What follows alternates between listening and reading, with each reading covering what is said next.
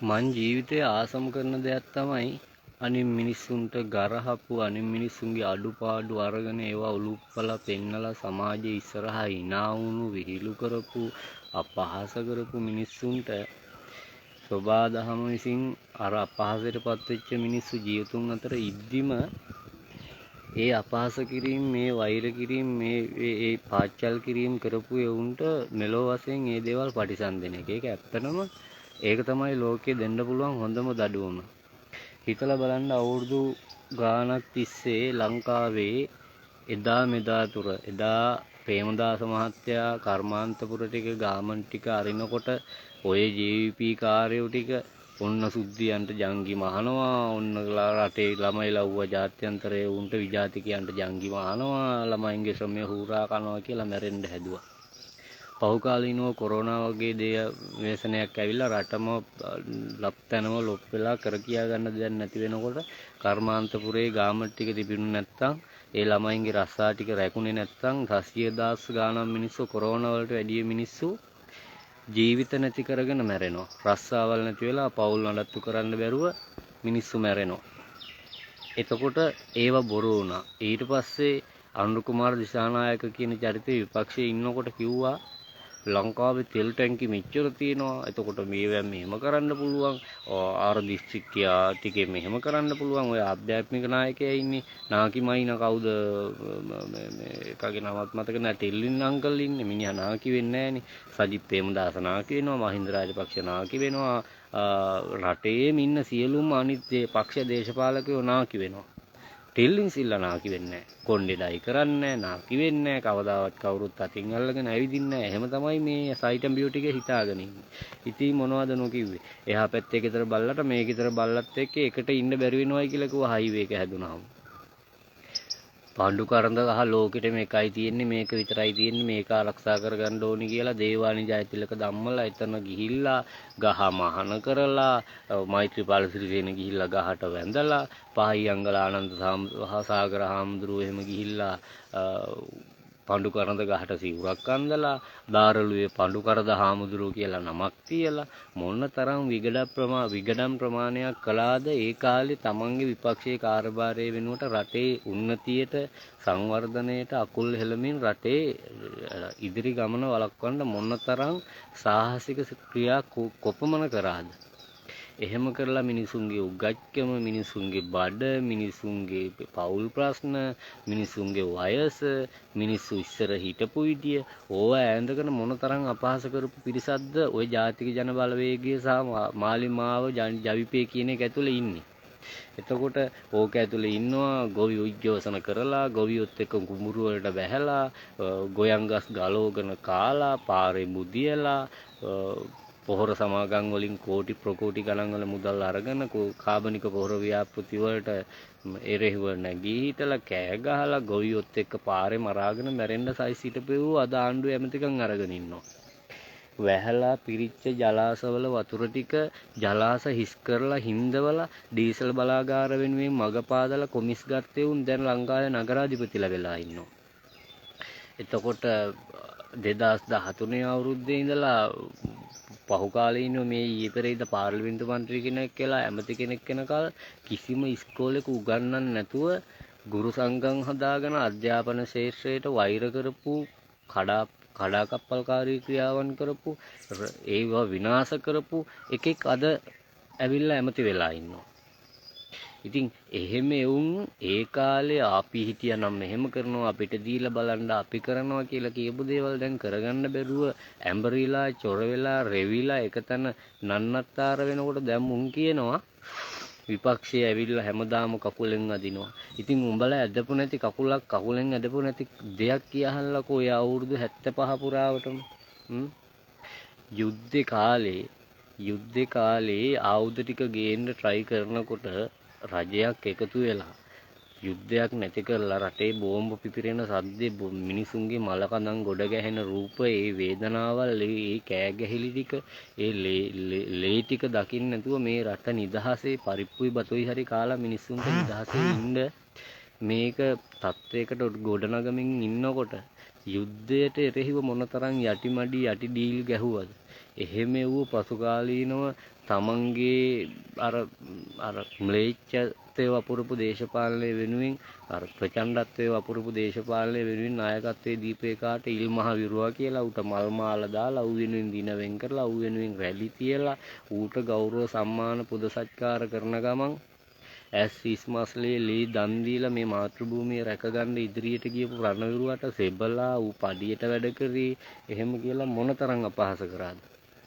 එතකොට එතනින් නොනැවති ඒ කාලේ පාර්ලිමේන්තුවේ හිටපු චාමර සම්පත් දසනායකට අන්න බඩගිඩිය අන්න කාලා අන්න අරුගේ බඩ ඇරිලා තියෙන්නේ කාලා ඕකගේ ගෑණි මෙහෙමයි ඕකගේ ළමයි මෙහෙමයි ඕක ඉගෙනගෙන නැහැ ඕක මාල කැඩුවේ ඕක පොලේ බිස්නස් කරේ ඕක ප්ලේන් ටි විකුණුවේ ඕක ලවරියා විකුණුවේ කියලා මිනිස්සුන්ගේ දේශපාලනය නොවන ඒ මිනිස්සුන්ගේ පෞල් ප්‍රශ්න තමන්ගේ ඒ ගෙදර ප්‍රශ්න ටික පාර්ලිමේන්තුවට අරගෙන ඇවිල්ලා මිනිස්සුන්ගේ වටිනා කාලය කැප කරලා ඒ බයිලා ගහලා කරු ජයසූරියලා වගේ නෝන්ජල් කතානායකලාගෙන් පාර්ලිමේන්තුවේ හොඳම මන්ත්‍රීවරයා කියලා සම්මාන ගත්ත එක්කෙනෙක් තමයි දැන් ලංකාවේ ජනාධිපති විදියට ඉන්න අනුකුමාර දිසානායක මහත්තයා. අන්තිමට මොකද වුනේ? තමන්ට මට දීලා පෙන්නන්න මං කරන්නම් කිව්වා අන්තිමට ගත්තා. ගත්තු මුල් කාලේ කුමාර ජයකොඩිලා ගිහිල්ලා රීකුණමලි තෙල් ටැංකිය ඇතුලේ ඉඳලා අර අලුත බිහි වෙන නූපන් කුමාර මොකෙන්ද කුළුඳුල් කුමාරයෙක් වගේ ටැංකිය ඇතුලේ රංගපාලා අපි මේව පුරවනවා රට ශාස්ත්‍රීක කරනවා හැම බින්ගඟලක් මොගා කරනවා එක පෑම් පාරෙන් හාල් මාපියාව නැති කරනවා රටේ සංවර්ධනය මේ තත්ත්වයට ගේනවා එහෙම කියලා අන්තිමට හැම තැනින්ම කෙලවිලා ගිහිල්ලා දැන් මොනවද කරලා තියෙන්නේ හාල් මාෆියාව තනි මේ පෑම් පාරෙන් තියා අමුදාව ධම්මලවත් වලක්ක ගන්න බැරි වෙලා තියෙනවා. සංවර්ධන ව්‍යාපෘති රාජපක්ෂලා රනිල්ලා සිරිසේනලා හරි මුක්කු හරි පටන් ගත්තේ වයි ඉතුරු ටික ඊට වැඩි වියදමක් කරලා තියෙනවා. ඒ කාලේ බෝක්කුවක දුවම අප්පා මේකට මෙච්චර යනවාද අප්පා කියලා කෑ ගහපු එව්වෝ දැන් පාලම් කෑල්ලක් දාලා ලක්ෂ 67යි 70යි කියලා ගණන් හදනවා. ඒ කාලේ මොනවම හරි සංවර්ධන ව්‍යාපෘතියක් වෙනකොට ඕක හොඳ නෑ ඕක වැඩක් නෑ ඕක බකල් කියලා කියපේවු දැන් එක පෙළට හතරගම මල් කඩ වගේ කොහෙද මන් දන්නේ නෑ කොස් කඩ පේලියක් ගහලා තියෙනවා එතකොට ලංකා ඉතිහාසයේ පළවෙනි වතාවට ආණ්ඩුවේ උන් අහෙන් ගන්නවා විපක්ෂයේ උන්ට විරුද්ධව උසාවිත් යනවා විපක්ෂය අපිට වැඩ කරන්න දෙන්නේ නෑ කියලා ලංකාවේ තිබිච්ච තුච්චම නීචම සාහසිකම විපක්ෂයේ වෙච්ච ජනතා විමුක්ති පෙරමුණ කොහොමද කටක් කරලා වෙනත් පක්ෂයකට වෙනත් දේශපාලන කණ්ඩායමකට මතවාදයකට එරෙහිව කියන්නේ අපිට විරුද්ධ වෙනවා අපිට මෙහෙමයි කියලා පහුගිය දවස්වල ජාත්‍යන්තර යුද්ධයේ තියෙන ප්‍රශ්න වලට හරියෙන් මෙහෙන් කනින් කොනින් මැදිහත් වෙනකොට හුණ්ඩුව කියලා තමන් නායකත්වයේ දන්න රටට අපහාස කරනකොට මිනිසෙක් ඒ ගැන තමන්ගේ මතේ ප්‍රකාශ කරනකොට මොකද පහේ පන්ති ළමයෙක්ගෙන් ඇහුවත් මේ ලංකාවට මොකද්ද කියන්නේ කියලා මේක ඉන්දියන් සාගරේ මුතු ඇටේ කියලා කියනවා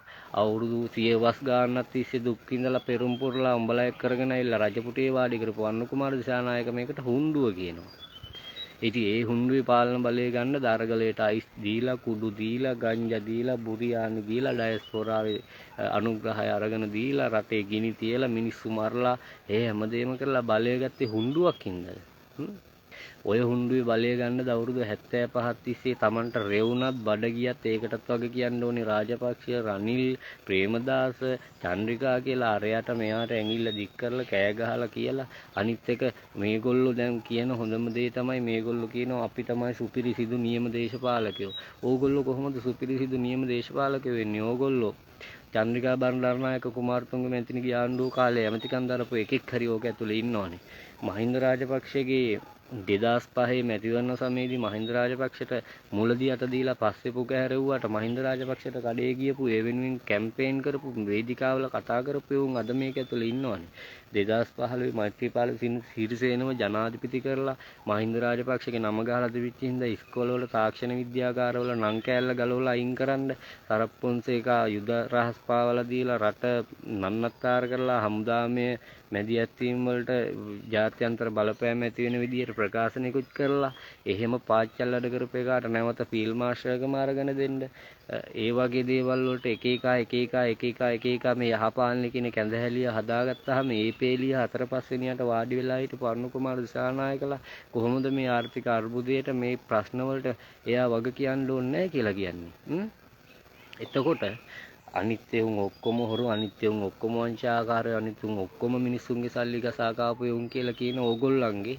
කී දෙනෙක් හිටියද මේ පහුගියදා ඔය අහෝසි කරයි කියපු පාර්ලිමේන්තු විශ්‍රාමයට ගත්තු එව්වෝ මාදිවල නිවාස සංකීර්ණවල ඉඳගෙන තමන්ගේ දේශපාලන ව්‍යාපාරය කරපු එව්වෝ කී දෙනෙක් ජනතා විමුක්ති පෙරමුණේ එව්වෝ හිටියද එතකොට ඕගොල්ලෝ තව දෙයක් ඒ කාලේ ඩී රාජපක්ෂගේ පිළිරුවට මහින්ද රාජපක්ෂ මල් කලඹක් තියෙනකොට ප්‍රේමදාසගේ පිළිරුවට සජිත් ප්‍රේමදාස මල් කලඹක් තියෙනකොට රනිල් වික්‍රමසිංහ ගිලා ඩී.එස්. සේනානායකගේ හරි කාගේ හරි ජේ.ආර්. ජයවර්ධනගේ පිළිරුවකට මල් කලඹක් තියෙනකොට ඔන්න අපේ මහජන ධනෙ වේදම් කරලා ඔකට කෝටි මෙච්චරක් ගියා මෙහෙම ගියා කියලා ගණන් හදපු ඕගොල්ලෝ දැන් විරුව සමරන්න අරුම්මුන් සමරන්න පැලවත්ත කාර්යාලය නඩත්තු කරන්න පැලවත්ත කාර්යාලයට ගාඩ් එක දාන්න ඒවට නවීන තාක්ෂණයෙන් ආරක්ෂාව තර කරලා හිටන් විදේශ තානාපතිවරු මේනකොට පුල් ගාඩ් එක දීලා ආහාර පාන දීලා සංග්‍රහ කරන්න ඕගොල්ලෝ පැලවත්ත අරමුදලෙන්ද වියදම් කරන්නේ අනිත් එක රටේ කිසිම කෙනෙක් බලාපොරොත්තු වෙන්නේ අපේ ජනාධිපති කේහල් කොලයක බත් එකක් කොටාගෙන ගිහිලා ගලක් උඩ තියාගෙන කන්න. එහෙම සරල වෙන්න ඕනේ නැහැ රටේ ජනාධිපති.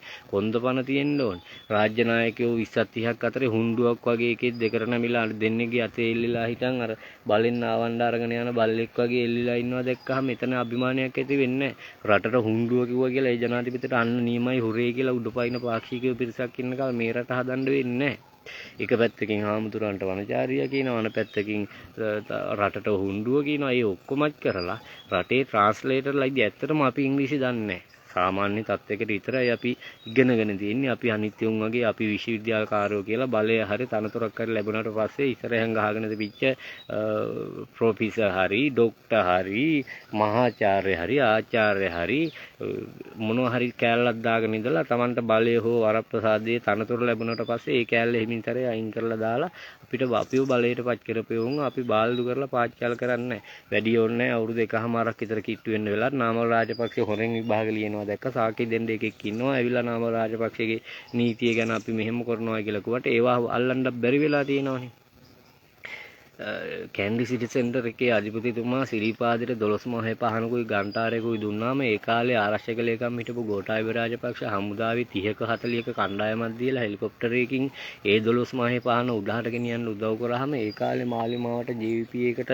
ආධ්‍යාත්මික නායකයින්ට වගේ ආගමක් වගේ අදහපු ගරු කරපු මිනිස්සු කිව්වා මහින්ද රාජපක්ෂ හෙලිකොප්ටරයකින් ගන්ටාරේ 12 මහේ පහනයි එල්ලගෙන යනවා අපි දැක්කා කියලා. ඉතින් මේ මිනිසුන්ට දැන් බය නැතුව ගිහිල්ලා තමන්ගේ පොලිසියකට අපරාධ පරීක්ෂණ දෙපාර්තමේන්තුවට චෝදනාවල් ඉදිරිපත් කරලා පැමිණිල්ලක් දාන්න පුළුවන් අපි කැමති අපි නියෝජනය කරන නායකයෝ ඒ වගේ බලු වැඩක් තුච්ච වැඩක් තිරිසන් වැඩක් කරලා නම් අපි ජීවත් වෙලා ඉද්දි උන් ජීවත් වෙලා ඉද්දි උන් නාකි වෙලා මැරිලා ඇඳට වැටෙන්න කලින් මැරිලා ගියාට පස්සේ නඩුව අහන්න බැරි වුණා ඌ මැරුණා කියලා කියන්නේ නැතුව අපි කැමති මේ මිනිසුන්ට කරපු චෝදනාවල් ඔප්පු කරනවා නම් එතකොට පාස්කු ප්‍රහාරයට වගකිව යුත්තා සුරේෂ් සලී කියලා ගෝඨාභය රාජපක්ෂ කියලා Facebook එකේ අරුවටම උට අකුරු ලියන සයිටමිකම් කරන උන් තීන්දුව తీරන දෙනවා නම් ඕගොල්ලෝ කොහොමද කියන්නේ නීතිය ස්වාධීනයි සාර්ව සම්පූර්ණයි දැන් නියමයි එල පට්ට නියමයි කියලා ඈ එතකොට මම කියන විදියට පාස්කු ප්‍රහාරයට වගකිව යුතුයි එදා පාර්ලිමේන්තුවේ හිටපු 225 දෙනා මෙතන මහින්ද රාජපක්ෂ ඉන්නවා ගෝඨාභය රාජපක්ෂ ඉන්නවා රනිල් වික්‍රමසිංහ ඉන්නවා සරත් පොන්සේකා ඉන්නවා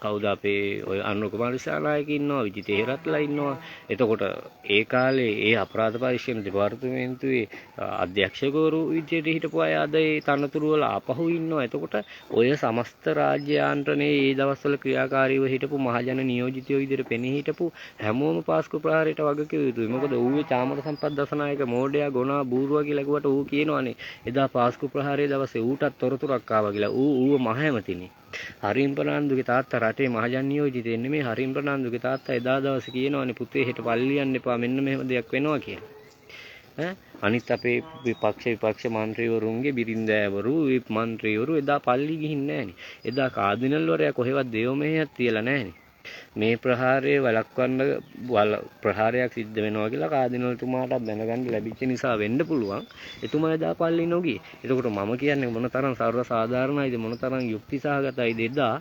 කාදිනල්තුමාට ඕවගේ තොරතුරක් ආවනම් හරි ඒක බොරු තොරතුරක් කියමුකෝ. එහෙම වුණා නම් එදා දේව මෙහෙ කැන්සල් වෙන එක විතරයි වෙන්නේ. වෙන දවසක කරන්න පුළුවන්. එදා එතුමාට ඒ වගේ තොරතුරක් ආවනම් ෆාදර්ස්ලාට ওই පල්ලි වල ඉන්න නියෝජිතයන්ට ඇමතුමක් දීලා මොකද කරන්න බැරිද? එක ඇමතුමක් දීලා අද දේව මෙහෙවල් කරන්න එපා පොඩ්ඩක් පහු කරන්න කල් දාන්න කියලා කිව්වනම් අද මීගමුව හලාවත පැත්තේ ගම්මාන පිටින් සුසාන භූමිය වෙලා ඔක්කොම එක තැන වැලිලා කුඩු හිරලා ගිහිල්ලා ඒ ගම්මාන පිටින් මල කනතු වෙලා තියන්නේ නෑනේ.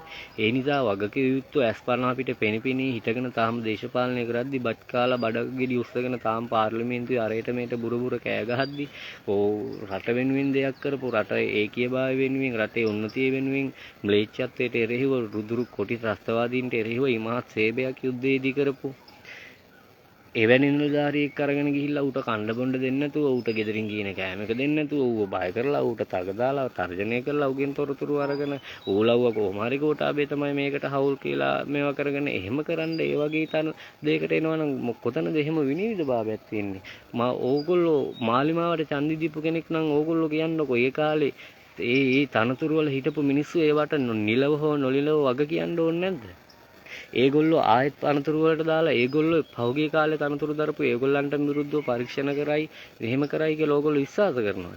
ඒ ඔක්කොමත් හරියගේ මොකෝ ඒ කාලේ අනුන්ගේ බඩ අනුන්ගේ ගෑණි අනුන්ගේ ඉගෙනීම අනුන්ගේ කට පැටලිච්ච එක විමලියුරු දිසානායක බුලත් පිට කන එකට පවා ඒ කාලේ ජීවිපී කාර්යෝ පාර්ලිමේන්තුවේ hina වුණානේ ඡන්දි දීපේ උණුයි ජීවිපී කාර්යෝ පාර්ලිමේන්තුවේ හිටපේ උණුයි ඒ කාලේ ජීවිපී එකට පාර්ලිමේන්තු මන්ත්‍රී ආසන 3ක් 4ක් තියෙනකොට මහරය දෙකට විතර ඇවිල්ලා ගමේ තාපේ පෝස්ටරයක් ගහලා යනවා බඩු මිල අඩු කරපු යව කියලා. ගමේ උන්ද බඩු මිල අඩු කරේ.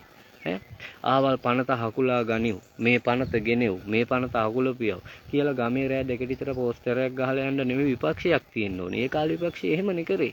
ඒ කාලේ පාර්ලිමේන්තු මන්ත්‍රී ධූර 3-4ක් තිබිච්ච මිනිස්සු රෑ දෙකට විතර ඇවිල්ලා ගමේ තාප්පේ පෝස්ටරයක් ගහලා බඩු මිල අඩු කරපියව කියලා ගහලා යනවා. ඒ ගමේ උන් එකතු වෙලා සේතන් සිංහලා ගුණපාලලා එකතු වෙලා මරණාධාර සමිතියින්ද රටේ බඩු මිල වැඩි කරේ.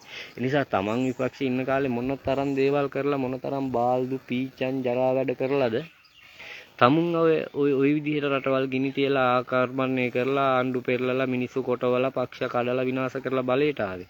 එහෙම වෙලා අද ජාත්‍යන්තරයට ගිහලා ඉංග්‍රීසියෙන් වචන 10ක් කතා කරගන්න බැරුව ලංකාවේ ගම්පහ දිස්ත්‍රික්කයේ වැඩිම මනාපව ගත්ත മന്ത്രിවරයා ඇමති වෙලා පාච්චල් වෙලා ඌ කියන ඒවට ඌටම hina යනකොට තවමත් මේකේ ඩෝබිලා එළියට ඇවිල්ලා ඒ උනාට කමන්නේ විදිත හොඳයි උඹලා එවුන් කරපුවා හොඳද කියලා තවමත් පරණ හොරකම් වලට අලුත් හොරකම් සාධාරණීය කරනවා නම් අලුත් ගලවරු හොරකම පරණ හොරකමට සාධාරණීය කරන එකලයි ওই කාලේ කරද්දි උඹලා කොහෙද හිටියේ කියලා අපෙන් අහනවා නම් එහෙනම් ඉතින් උඹලට කියන්න තිබ්බා උන් හොරකම් කරා උන් හම්බ කරගත්තා දැන් අපිටත් දියල්ලා අපිටත් කන්න කියලා. එහෙම නෙමෙයිනේ උඹලා කිව්වේ. උඹලා කිව්වේ නේ ඩෙන්මාර්කේ වගේ වියට්නාමේ වගේ පුඩ් බයිසිකලෙන් එනවා බත් එක ගෙදරින් ඔතාගෙන ඇවිල්ලා කනවා පාර්ලිමේන්තු කැන්ටිම වහනවා. එහෙම කියාපු උන් කොහොමද මොනවා හරි උන්ගේ අතින් වෙච්ච අත්තරද්දකදී ඇයි උඹලට දැන්ද රිදෙන්නේ දැන්ද පුකේ අමාරුව හැදුනේ කියලා Facebook එකේ අම්මා තාත්තා බල්ලයි පූසේ කිව්වි හරි බල්ලයි බැල්ලිය කිව්වි වගේ ජාතක කරලා හදපේ උන් වගේ කිසිම සංවරයක් කිසිම විනයක් නැතුව අනිත් මිනිස්සුන්ට කුණුහරුප කරලා උන්ගේ පෞල් ප්‍රශ්න ඇදලා අරගෙන උන්ගේ ලිංගිකත්වය ඇදලා අරගෙන කොච්චර කෑ ගහනවද එහෙම කරන්න නම් එහෙම සාධාරණීය කරන්න නම් හොරකම් හොදන්න නම් ගල් අඟුරු හොදන්න නම් හොරකම් නැති මේවා කරන්න නම් මේ ට්‍රාන්ස්ලේටර්ලා ඉන්නේ නැද්දි රටේ ඕනි තරම් උපදේශකයෝ ඉන්නේ නැද්දි භාෂා පරිවර්තකයෝ ඉන්නේ නැද්දි පිර රටකට ගිහිලා තමන්ගේ මව් භාෂාවෙන් රෙස්පෙක්ට් එකේ කතා කරන්න පුළුවන් නේ සිංහලෙන්. එතකොට ඒක ට්‍රාන්ස්ලේට් කරලා අනිත් නායකයාට අහන්න අනිත් රාජ්‍යතාන්ත්‍රිකයාට අහන්න මේ මිනිස්සු දෙනවනේ. එහෙම දෙයක් තියෙද්දි එහෙම පහසුකම් තියෙද්දි ජනාධිපතිවරයා විදිහට අනුකුමාර දිසානායක ඕනේ රටක ගිහිල්ලා සිංහලෙන් කතා කරලා එතන ඉන්න රාජ්‍ය නායකයින්ට එතන ඉන්න ට්‍රාන්ස්ලේටර්ලා ඒ අවශ්‍ය දේවල් ටික සිංහලෙන් ඉංග්‍රීසි වල පරිවර්තනය කරලා කියද්දි ඒක රෙස්පෙක්ට් එකේ පිළිගන්න පුළුවන් විපක්ෂයේ වෙච්ච අපිට යකෝ මයික් එකකුත් අරගෙන කකුල් අපිට කකුලක් දාගෙන හරියට නිකන් ලක්ෂ්මන් කදිරගාමරල වගේලු ලක්ෂ්මන් කදිරගාමර හිටියානම් එම විජිතේ හේරත්ලාගේ බීක්කුච්චන්ලාගේ ඉංග්‍රීසි ඇහෙනකොට කැටපොල්ලයක් අරගෙන තමම වෙඩි තියාගෙන මැරෙනවා කැටපොල්ලකින් ඉඳගෙන උගත්තු කියලා උගත්තුමයි පාර්ලිමේන්තුව පොරවලා තියෙන්නේ දැන් නියමයි දැන් අපේ රට නියමයි පට්ට කියලා බයිල ගහපු උන්ට අරු ඉංග්‍රීසි කියලා කුණුහරුප කියපු ඒවා සාධාරණීකරණය කරන්න වෙලා නම් අරු ගල් අඟුරු ගෙනල්ලා අර චිමිනියෙන් උඩට අලු පිට වෙනකොට ඔන්න විපක්ෂයේ උන් චිමිනිය අල්ලගෙන කියලා ගල් අඟුරු හොදන්න තරම් නීච තුච්ච විදියට මේ Facebook එකේ ඉන්නේ ඌ වැටිලා නම් හැම හොරකමක්ම වෙනකොට ඒකට විරුද්ධ වෙනවා වෙනුවට ඒකට විරුද්ධව විපක්ෂයකෙක් යම්තම් ඔළුව දාලා මෙන්න මේ මෙතන මෙහෙම දෙයක් වෙනවා කියලා කියනකොට උඹලට දැන්දෝවා පේන්නේ. ඒ උඹලා කාලේ ඌවා කරේ නැද්ද කියලා. ඒ කාලෙට මේ කාලේ සංසන්දනය කරන්නද මං උඹලා මේ මල්පැල ටිකක් ගෙනිහිල්ලා පාර්ලිමේන්තුවෙන් තිබ්බේ. උඹලා කිව්වනේ දැන් තමයි රටේ නියම පාලනයක් තියෙන්නේ. ඉස්සර මැච් පෙරදුනේ මහින්ද රාජපක්ෂේ හින්දා. ඉස්සර මැච් පෙරදුනේ නාමල් රාජපක්ෂේ හින්දා. එහෙමනේ උඹලා කිව්වේ ඉස්සර බුකිකාරයෝ ඉන්නවා. ශ්‍රී ලංකා සමුති පාල රටේකට විකුණනවා. ඒ බුකිකාරයෝයි රාජපක්ෂලා ගිහිල්ලා උන්ගේ සාපේ වැදිලා තමයි අපේ මේ සම්මාන ටික හම්බෙන්නේ නැත්තේ, අපි මැච් දිනන්නේ නැත්තේ කියලා. උඹලට බඩේ අමාරුව හැදුනත්, පඩයක් ගියත්, උඹලගේ ගෙදරක එකෙකුට බබෙක් හම්බ වුණත් පුදුමාකාර දේ කියන්නේ උඹලගේ ළමයි මහින්ද රාජපක්ෂගේ කියලා කිව්වේ නැති එක විතරයිනේ.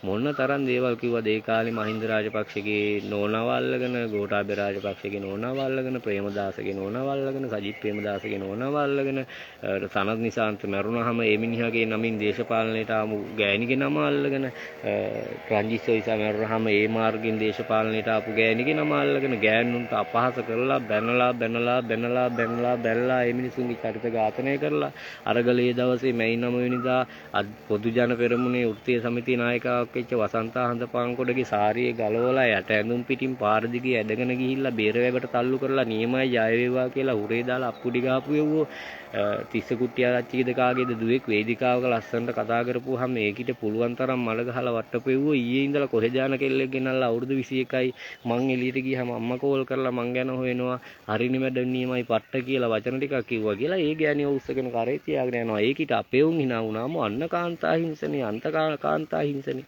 කාන්තා හිංසනේ බලපැවැත්වෙන්නේ ඕගොල්ලන්ගේ ආණ්ඩුවේ කාට හරි මොනවා හරි කිව්වොත් විතරද? ඇමතිවරයෙක් අපහසුතාවයට පත් වෙන්නේ, ආණ්ඩුවක් අපහසුතාවයට පත් වෙන්නේ ඕගොල්ලෝ බලයේදී අපි විපක්ෂයේ විදියට ඕගොල්ලන්ට මොනවා හරි කිව්වහම විතරද? ඕගොල්ලෝ මොනතරම් දේවල් කරාද?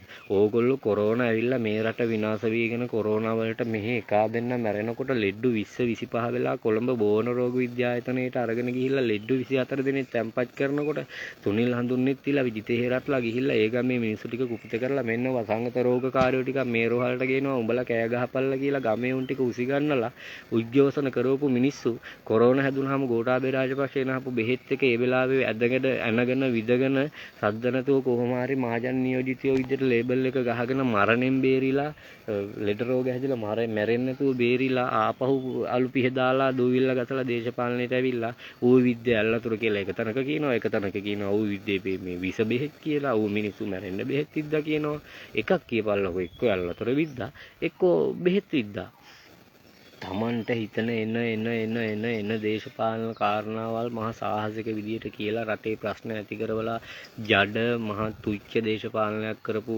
ජනතා විමුක්ති පෙරමුණ ප්‍රමුඛ මාලිමාවයේ කියලා එකතු වෙච්ච මිනිස්සු ඉංග්‍රීසි ටික කතා කරගන්න බැරුව තමන් මහාචාර්යවරයෙකුනේ කොහොමද කියලා උපාධි සහතිකේ පෙන්න ගන්න බැරුව තමන් ආචාර්යවරයෙකුනේ කොහොමද කියලා පෙන්න ගන්න බැරුව ඒ කාලේ අනිත් එවුන්ට අපහාස කරාට රටේ අගමැතිනීට මේ ඉන්නේ මගේ මහත්තයා කියලා මහත්යෙ පෙන්න ගන්න බැරුව ඒ කාලේ උඹලා කිව්වා චිරන්ති රාජපක්ෂව අරගෙන මහින්ද රාජපක්ෂ රටේ මුදල් නාස්ති කරනවා කියලා. යකෝ රටේ රාජ්‍ය නායකයා තමන්ගේ බිරිඳත් එක්ක යනකොට ඒක රටට ගෞරවයක් නොවන්නේ කොහොමද?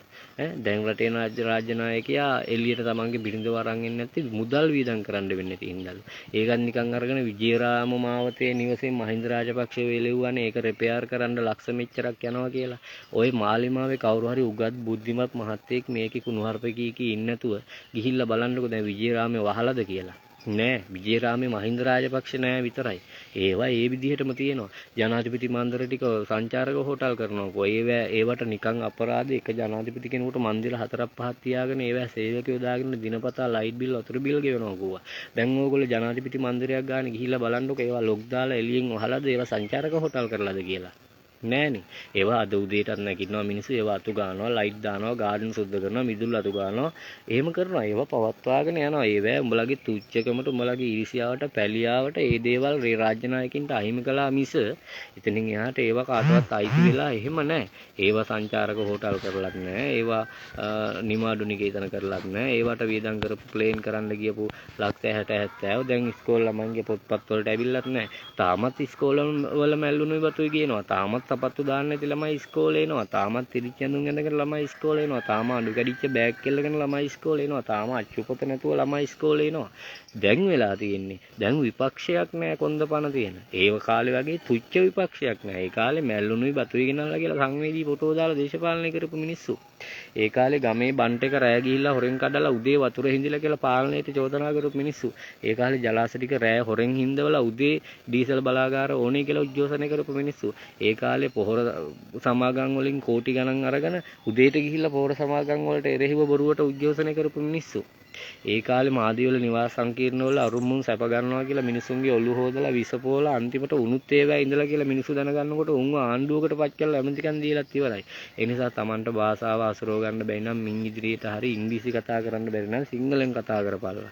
කතා කරලා ට්‍රාන්ස්ලේටර් කෙනෙක් අරගෙන ගිහිල්ලා Tamanට කියන්න අවශ්‍ය දේ ජාත්‍යන්තරයට හරි මොනමලයකට හරි කියලා සිංහලෙන් අරෝ කියයි ඉංග්‍රීසියෙන්. යකෝ අර ගෑණි කියනවා ඔයාට ඉංග්‍රීසි කතා කරන්න බැරි නම් ඔයා මට ඔව්ද නැද්ද කියලාවත් කියන්නකෝ. යස්ද නෝද කියලාවත් කියන්නකෝ. මූ කකුලක් පිට දාගෙන ලෝකේ ඉන්න හොඳම ඉංග්‍රීසි ගුරුවරයා වගේ මහාචාර්යවරයා වගේ හිනහවෙවි බොරු කියනවා නිකන් මොනවද ගම්බිරි සුදුලුණු හාතාවාරිය බැල්පෙල්ල වගේ මොනවදෝ කියනවා. අනේ අර ඉන්දියාවේ මිනිස්සු අප්පුඩි ගහනවා. ඉන්දියාවේ උන් දන්නේ නැහැ උඹලා ඔය අප්පුඩි ගහලා hina උනේ ලංකාවේ ගම්පහ ඉන්න බුද්ධිමත් ජනතාව ඡන්දලක්ෂ 7යි ගාණක් දීලා පාර්ලිමේන්තුවට එපු විශිෂ්ට නායකයෙකුට. ওই මනුස්සයා යහපාලන කාලේ යහපාලනේ බේරගන්න පාර්ලිමේන්තුව පුරාම 60ට 60 උසේන් බෝල්ට් වගේ දුවලා මරගේමක් දීලා යහපාලනේ රැක ගන්න හදලා අන්තිමට දැන් මේ ආණ්ඩුවේ විශාල කාර්යභාරයක් කරන රටේ සුපිරි නායකයෙක් ඔය ඉනහ වෙන්න එපා. උඹලට ගහන්න උනත් ඉඩ තියෙනවා ලංකාවේ මේ පාලකයෝ එකතු වෙලා. මොකද මේ ශ්‍රේෂ්ඨ පාලකයෝ ටිකක් ඉන්නේ මුන් හොරකම් කරන්නේ පාර්ලිමේන්තුවෙන් කන්නේ මහජන ධනෙ සූරම් කන්නේ VIP ලයිට් දාගෙන පාරේ වාහන පෝලිං වල යන්නේ. දැන් බෝඩ් ගහන්නේ.